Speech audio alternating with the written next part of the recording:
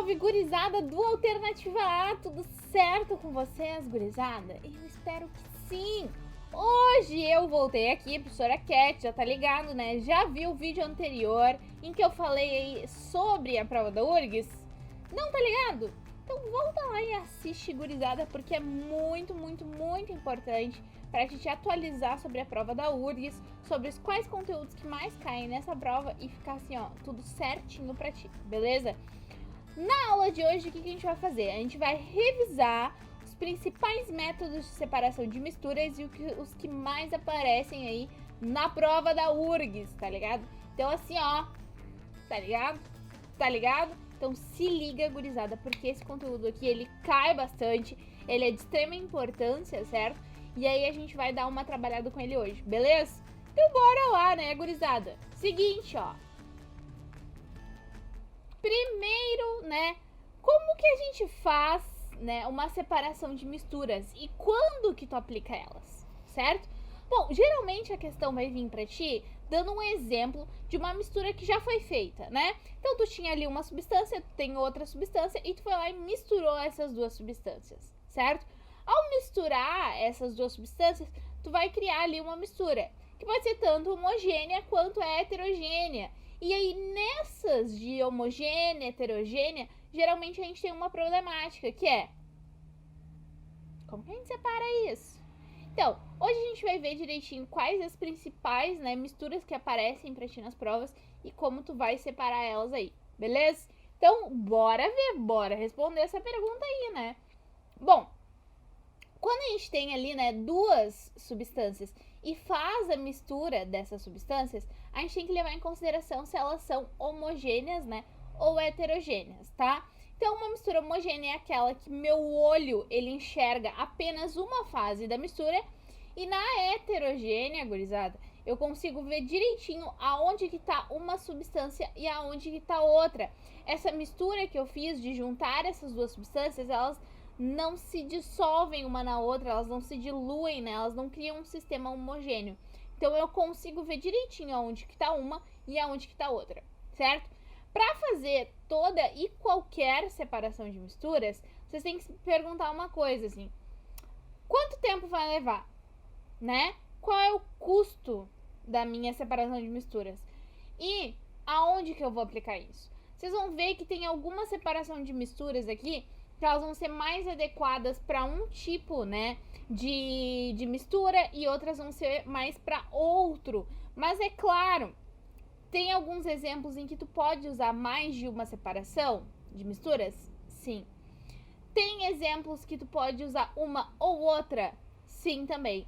E aí vai de ti escolher levando em consideração essas coisas que eu coloquei aqui para ti: o custo, o tempo e a aplicação, certo? Então a gente vai comentar um pouquinho mais disso mais adiante, mas eu vou falar para vocês quando a gente passar nos métodos de separação o que a gente poderia fazer também, certo?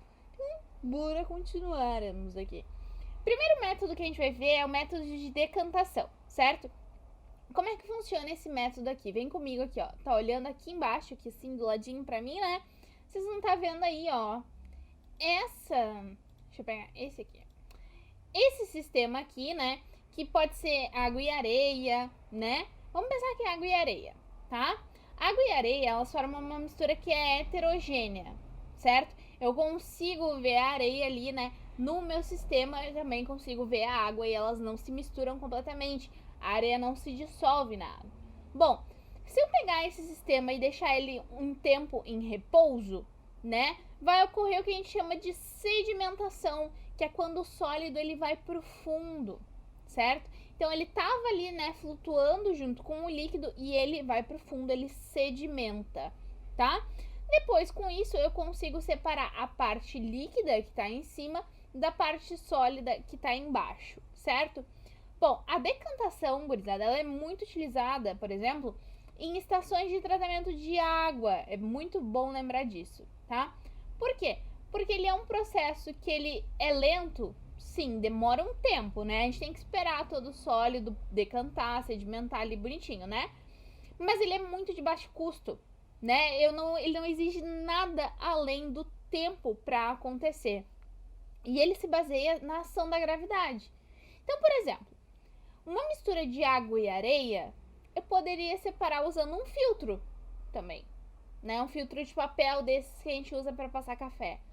Mas pensem com vocês, será que o custo disso ia ser legal para uma estação de tratamento de água? Quantos filtros de papel eu ia ter que usar para filtrar milhares e milhares e milhares de litros de água? Pois é, né, gurizada? É um pouco mais complicado. Então, por isso que a gente faz uma decantação, certo? Vou aqui tomar um golinho de água. Hidratem-se, gurizada, é muito importante. Bom, prossigamos. O próximo que a gente vai ver aqui é a centrifugação. Ela é um processo que ela é muito semelhante à decantação, né? Que ela também vai fazer a mesma coisa, a gente tem ali uma mistura que é heterogênea, certo? E aí a gente vai usar uma centrífuga, que é uma máquina, que vai agir ali pela força centrífuga, certo? Para fazer com que a sedimentação ocorra de uma maneira mais rápida. Ou seja, a centrifugação ela leva vantagem porque ela é muito mais rápida, por exemplo, do que a decantação, certo? Tá. Aonde que eu uso a centrifugação? A centrifugação, majoritariamente, galera, a gente usa na separação do sangue, das fases do sangue. Por quê? Porque se o sangue ficar muito tempo parado e a gente ficar esperando sedimentar aquele sangue ali, ele vai acabar coagulando. Ele não vai nem separar. Então, por isso que eu pego essa mistura sanguínea que eu tenho, coloco ela numa centrífuga, certo? E aí eu consigo fazer essa separação. Agora, se eu fosse, por exemplo, pegar água e areia, que era o exemplo da minha mistura ali anterior, certo? Numa estação de tratamento de água, vocês acham que ia valer a pena colocar uma centrífuga numa estação de tratamento de água? Quanto tempo que eu ia levar pra girar, sei lá, 10 mil litros de água dentro de uma centrífuga? Ia demorar muito tempo, né? Então, vocês viram que dependendo da onde eu vou aplicar, do custo que isso vai ter, do tempo que isso vai ter, eu vou escolher métodos de separação diferentes? Pois é, tá? Bom, aqui a gente tem, galera, também a filtração, tá?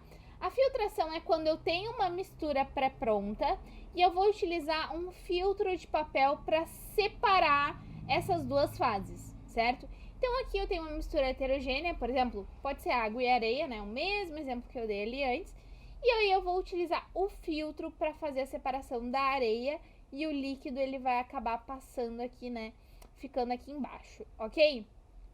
Bom, quando a gente fala em filtração, o primeiro exemplo que geralmente as pessoas pensam, certo? É no café, né? É filtro de papel, vou usar um café, vou passar café e é um café filtração, tá?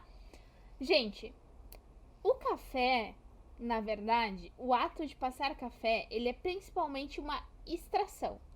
A gente vai ver daqui a pouco extração, certo? Mas o filtro, por quê, né? Por que a gente não, por que o passar café é uma extração e não filtração, tá? Porque a gente usa o filtro ali do café para colocar o pólen em cima, né? Então, a gente não tem uma mistura heterogênea inicial, certo? E utiliza o filtro para separar essa mistura. Não, a gente tem as duas substâncias separadas e a gente usa o filtro só para evitar que a sólida ela passe. Então, se eu fosse fazer, por exemplo, fazer um café através de uma filtração, eu teria que pegar o pó de café, jogar ele na água e aí, né, misturar, fazer ali todo o processo. E aí sim, pegar, né, e colocar no filtro para separar o sólido do líquido. Vocês entenderam? É um pouquinho chatinho esse processo, mas porque a gente sempre pensa que café é filtração, mas, galera, o café na verdade é uma extração, tá? Os filtros, geralmente, o que a gente mais conhece são filtros de papel, mas também tem filtros de porcelana, tá? E são bem porosos, beleza? Tem o tamanho do poro aí que influencia bastante. Por exemplo, tem outro método de separação de misturas que a gente não vai comentar aqui hoje, porque ele não aparece muito, que é a peneiração, certo? Se eu fosse separar água e areia com uma peneira, eu não ia conseguir. Mas eu consigo usando aqui, né, um filtro de papel. Por quê? Por causa do tamanho do meu poro, certo? Então, se atentem ao tamanho do poro. Outra separação de misturas que é muito importante para vocês saberem é a evaporação, certo? Evaporação é um método bem simples, que é simplesmente, né, a gente tem ali uma mistura, certo? De, por exemplo, água e sal, ok? E aí a gente quer separar essa água desse sal. O que a gente pode fazer, né? Colocar essa mistura aí num recipiente, né? E deixar a ação do tempo acontecer e o líquido evaporar, tá? Simplesmente assim. Uma técnica que se baseia aí, né? Na temperatura do ambiente, certo? E também, gurizada, vocês têm que lembrar uma coisa que é muito importante aqui. Nesse método aqui de separação, que é a evaporação, a gente perde o solvente, ou seja, a água ou, né, enfim, outro solvente que tu tiver, a gente acaba perdendo na evaporação, certo? Bom, próxima separação de misturas que a gente vai ver aqui, gurizada, é a extração. A extração ela é muito importante, já foi questão da URGS e tende a sempre aumentar aí, né, a frequência dessa questão na hora da prova, tá? Extração. A gente tem uma matéria-prima, por exemplo, o grão de café, as folhas de chá, a pimenta, e a gente quer extrair um princípio ativo de dentro aí, né, desses produtos, certo? Como, por exemplo, do café a gente quer extrair a cafeína, dos chás a gente quer extrair as moléculas que têm potencial medicinal, da pimenta a gente quer extrair a capsaicina, que é a molécula que causa a ardência da pimenta, certo? Então, a gente usa, né, um solvente, certo? Que tenha a polaridade semelhante com a da princípio ativo que eu quero tirar ali, né? Então, se meu princípio ativo for polar, eu vou usar um solvente polar. Se o meu princípio ativo for apolar, eu vou usar um solvente que seja apolar também. E aí, eu vou utilizar um solvente, vou, né, pegar minha matéria-prima, colocar ela ali sobre o solvente e o meu solvente vai extrair, né, o princípio ativo que eu quero. Isso acontece com o café. A gente tem um pó de café lá, que nada mais é do que o grão torrado de café, certo? Então a gente vai lá, coloca a água e extrai a cafeína, né, desse café aí, certo? E depois a gente vai ter ali a mistura do solvente, que no caso é a água, com a cafeína, beleza? No chá é a mesma coisa, né? A gente vai usar a água também para extrair as moléculas ali que a gente quer, que tenham ali um princípio ativo interessante pra gente, tá? Agora, quando o papo, por exemplo, é a capsaicina, que é a molécula que dá a ardência da pimenta, a gente precisa utilizar um solvente que é apolar. Por quê? Porque a capsaicina ela é uma molécula que ela é apolar, ela tem esse caráter apolar. Então, esse solvente apolar vai conseguir penetrar na pimenta e vai conseguir extrair daí toda, né, a capsaicina, deixando um molho bem ardidinho aí para quem gosta, certo? Depois que eu fiz essa extração aqui, que eu extraí as moléculas do meu interesse, eu vou ter essa mistura aqui do meu solvente junto com o meu extrato e daí eu consigo fazer outro método de separação para separar, né, esse solvente desse extrato aqui, se eu quiser, ok? É uma opção, mas, né, só uma opção. Bom, o que eu posso fazer então para separar aquele solvente daquele extrato ali? Eu posso fazer uma destilação simples. Na destilação simples, gurizada, a gente separa misturas que são homogêneas, certo?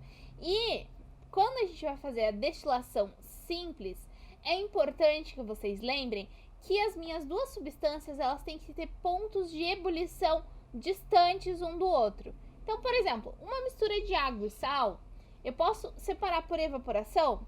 Posso. Mas eu também posso separar por destilação simples, certo?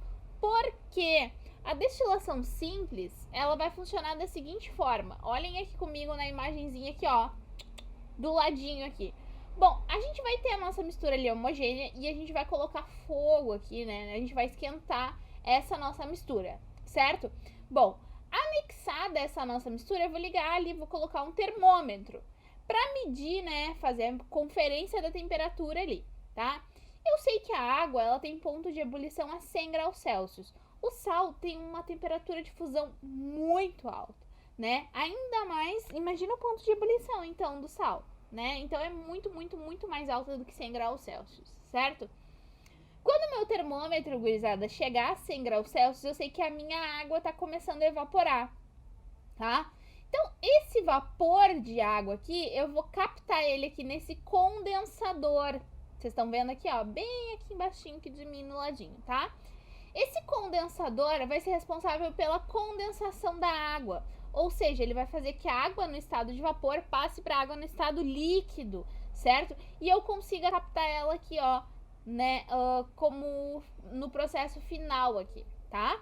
Então, uma coisa importante, tá? Na evaporação a gente perdia, né, a parte líquida ali da minha mistura, certo?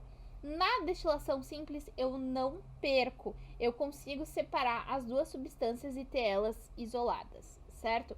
O condensador, galera, né, que vai resfriar esse vapor de água para que ela se torne de novo água líquida e eu consiga captar ela, tá? Ele é ali resfriado a todo momento, tá? Com água por fora. Essa água que vem aí mantém esse condensador bem frio para que o vapor de água ele condense, certo? Bom, outra coisa importante também de se lembrar é que assim, toda aqui, ó, a substância que passar pelo condensador e eu retirar ela aqui, ó, deste lado aqui final, ela se chama deste lado. Entenderam? Deste lado. Porque a gente tá tirando desse lado. Foi engraçado, eu sei que tu riu, E toda substância que ficar aqui, ó, aonde eu tô aquecendo ali, né, onde eu tô botando meu foguinho, onde eu tô aquecendo, vai se chamar de resíduo, certo, gurizada? Então, destilação simples eu faço para misturas que são homogêneas, mas que têm pontos de ebulição bem distantes um do outro, certo? Agora, destilação fracionada. Bom, gurizada, na destilação fracionada, ela vai ser diferente da destilação simples, certo? E é muito importante que vocês saibam como funciona a destilação fracionada. Na destilação simples, eu só podia, né, separar substâncias que têm pontos de ebulição muito distantes um do outro. Na destilação fracionada, eu vou conseguir separar as frações, certo? Então, eu vou conseguir separar cada partezinha ali da minha mistura, certo? Então, a destilação fracionada, ela é ideal para misturas que são muito complexas, que tem muitas substâncias que compõem, né, essa mistura. Como, por exemplo, o petróleo. O petróleo nada mais é do que uma mistura de um monte de hidrocarboneto ali, certo? E aí, o que a gente faz para separar esse petróleo? Bom, a gente coloca ele numa caldeira, certo? E aí a gente aquece essa mistura aí. Ao aquecer essa mistura, tá? As minhas substâncias, elas vão ebulir e vão atravessando aqui, ó, uma coluna de destilação que a gente chama. Cada partezinha dessas colunas aqui, que tu tá vendo aqui do ladinho, ó, tá vendo ali? Bom, tem uma temperatura ideal, que eu consigo medir essa temperatura. E aí, eu sabendo da temperatura, eu sei quais substâncias que vão sair ali, certo? Então, por exemplo, a 600 graus Celsius fica o resíduo do petróleo, que é o alcatrão, tá?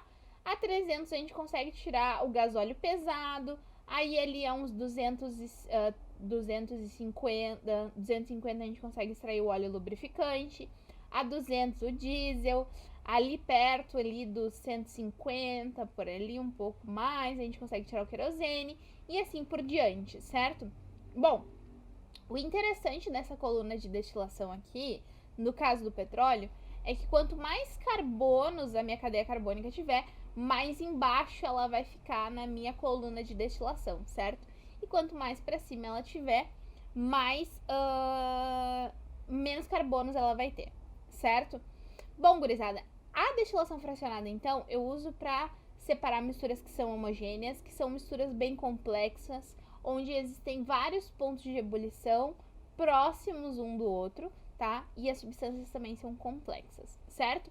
Bom, gurizada, esses são os métodos de separação de misturas que mais caem na prova da URGS. Espero que vocês tenham gostado. Se gostou, deixa teu like, compartilha, ajuda a gente, segue o Alternativa A nas redes sociais e eu também, tá bom? Um beijo, gurizada, até a próxima!